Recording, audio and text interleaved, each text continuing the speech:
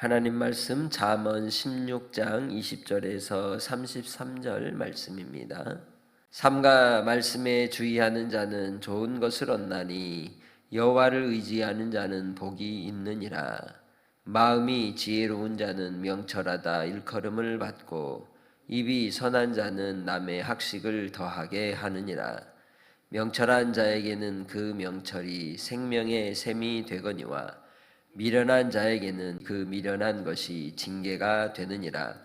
지혜로운 자의 마음은 그의 입을 슬기롭게 하고 또 그의 입술에 지식을 더하느니라. 선한 말은 꿀송이 같아서 마음에 달고 뼈에 양약이 되느니라. 어떤 길은 사람이 보기에 바르나 필경은 사망의 길이니라. 고되게 일하는 자는 식욕으로 말미암아 애쓰나니 이는 그의 입이 자기를 독촉함이니라. 불량한 자는 악을 꾀하나니 그 입술에는 맹렬한 불 같은 것이 있느니라. 패역한 자는 다툼을 일으키고 말장이는 친한 벗을 이간하느니라. 강포한 사람은 그 이웃을 꾀어 좋지 아니한 길로 인도하느니라. 눈짓을 하는 자는 패역한 일을 도모하며 입술을 닫는 자는 악한 일을 이루느니라. 백발은 영화의 면류관이라. 공의로운 길에서 얻으리라. 노하기를 더디하는 자는 용사보다 낫고 자기의 마음을 다스리는 자는 성을 빼앗는 자보다 나으니라. 제비는 사람이 뽑으나 모든 일을 작정하기는 여호와께 있느니라. 아멘. 사람이 말하지 않고 살 수 있나요? 끊임없이 말하죠. 또 말하지 않아도 돼도 우리는 계속 뭐 하고 싶어져요? 말하고 싶어져요. 그런데 뭐를 말하게 되느냐? 내가 집중하고 있는 것, 관심을 가지고 있는 것, 그리고 마음이 치우쳐 있는 것에 우리의 생각을 자꾸만 되뇌이게 되고 그 생각한 것들을 이야기하게 됩니다. 그 사람의 인생을 좌우하는 것도 이 말 때문이기도 합니다. 그래서 본문은 우리에게 말하기보다 먼저 말씀 듣는데 귀를 기울이라고 권면하고 있습니다. 20절 말씀에 삼가 말씀에 주의하는 자는 좋은 것을 얻나니 여호와를 의지하는 자는 복이 있느니라 이야기합니다. 우리의 하루의 삶을 통해 복되고 유익한 언어 생활이 되시기를 주님의 이름으로 축복합니다. 그러려면 내 안에 좋은 것을 많이 채워야 됩니다. 예수님도 사람이 그 마음에 쌓은 선에서 선한 것이 나오고 쌓은 악에서 악한 것이 나온다고 이야기했습니다. 내가 무엇을 읽고 무엇을 듣고 무엇을 보느냐가 곧 나의 영혼의 양식이 되는 것이죠. 그래서 본문에서도 그러한 인생의 언어 생활에 대하여 말씀을 따라 삼가라라는 한 말씀으로 이제 전제하고 있는 겁니다. 왜냐하면 하나님의 말씀에 좋은 것을 얻게 되고 거기에 복이 있기 때문이죠. 그래서 이렇게 하나님의 말씀에 귀를 기울이는 자를 21절에서는 마음이 지혜롭다라고 이야기하며 그는 명철하다라고 얘기하고 있는 겁니다. 우리가 말하기 전에 먼저 생각해야 될 것은 상대방이 누구인가, 말을 듣고 있는 사람이 누구인지를 먼저 봐야 합니다. 그 사람이 비밀을 지킬 수 있는 사람인가, 아니면 잘 흘리는 사람인가, 할암에 두루 다니면서 한담하고 남의 비밀을 누설할 사람인지를 살피고 우리가 아예 비밀은 없다, 언제나 모든 것은 다 어떻게 된다? 돌고 돌아서 나한테 다시 들려온다. 그러니 내가 할 말이 있고 하지 말아야 할 그러한 상황이 있음을 분명히 알아야 한다는 것입니다. 그래서 지혜로운 사람은 어떤 사람이냐? 하나님의 말씀을 삼가 지키며 그리고 21절에 말씀하듯이 분별력을 가지고 하나님의 이 세상을 잘 이치를 파악하여서 학식을 다른 사람에게 더할 수 있도록 도와주는 사람이다라고 얘기하는 거죠. 어떤 사람을 만나면 지나가면서 던지는 한마디가 우리의 마음에 깊이 담기는 경우가 많이 있습니다. 그러한 은혜가 여러분을 통해 나타나시길 바랍니다. 22절에 명철이 생명의 샘이 되거니와 미련한 자에게는 그 미련한 것이 징계가 된다고 말씀하고 있는 것입니다. 예수님께서 우리의 생명의 샘물이 되어 주셨습니다. 그래서 우리를 위하여 영원하도록 솟아나는 샘물이 되리라고 우리 주님이 말씀하셨죠. 우리 안에 예수 그리스도가 계시면 예수님으로 말미암는 그 은혜를 따라 믿음으로 살아가는 자에게는 성령님이 우리를 가르치시고 우리를 지도하시고 인도하셔서 분별력 있게 살아가는 삶을 주님께서 허락하여 주시는 줄 믿습니다. 항상 우리가 깨어 기도하며 말씀 안에서 우리 자신이 우리의 갈 길을 잘 살필 때에 세상 가운데 우리가 흔들리지 않고 넘어지지 않고 무너지지 않는 자가 되는 줄 믿습니다. 나의 생각이 고착되지 않도록 항상 부드러운 옥토로 나의 마음을 기경해야 합니다. 옥토에 밭이 되려면 돌을 건져내야 되고 가시를 헤쳐내야 되고 그리고 이제 잘 기경해서 부드러운 흙이 되도록 거름도 주고 잘 관리를 해야 하는 것이죠. 그것이 하나님의 지혜로운 자의 언어의 생활인 것입니다.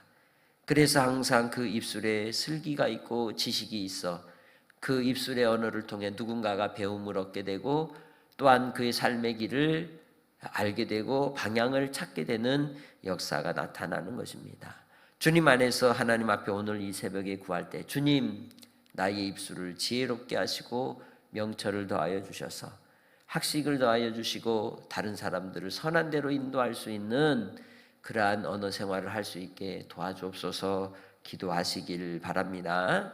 그래서 그 입술에서 떨어지는 지혜자의 언어들은 24절 꿀송이와 같고 마음에 달고 뼈에 양약이 되는 언어 생활을 한다는 것이죠. 하나님께서 여러분을 그렇게 사용하여 주실 줄 믿습니다. 그렇지만 반대로 겉으로 볼 때는 잘 나가는 것 같고 겉으로 볼 때는 그 사람이 성공한 것 같아도 그러나 그 사람의 언어 생활이나 또 삶의 모습을 보면 마지막에 어디로 갈 것이라는 걸 느끼게 되느냐? 저 사람은 곧 사망의 길로 가고 있구나 하는 것을 우리가 깨닫게 된다는 것이죠. 그 사망의 길은 어떤 길입니까? 식탐에 따라 욕심에 따라 살아가는 인생을 이야기하는 겁니다. 기본적 삶의 욕구에만 치우쳐서 그렇게 사는 인생이 되지 말라고 말씀하는 것이죠. 오히려 그 입이 자기의 사망을 독촉하는 꼴이 될 수도 있다는 겁니다. 주님 안에서 우리가 하나님 앞에 부름을 입고 구원받은 우리의 인생의 가치가 먹는 데 있습니까? 혹은 나의 삶이 이 땅에 그저 살아있는 것 자체에만 있겠습니까? 그렇지 않습니다. 우리는 죽음과도 바꿀 만큼 소중한 우리의 영적 가치와 자산을 가진 사람들입니다. 그것은 바로 예수 그리스도이십니다. 그것은 바로 우리의 십자가입니다. 그리고 우리 안에 주어진 하나님의 사랑이 우리가 살아갈 이유가 되고 삶의 방향이 되는 것입니다.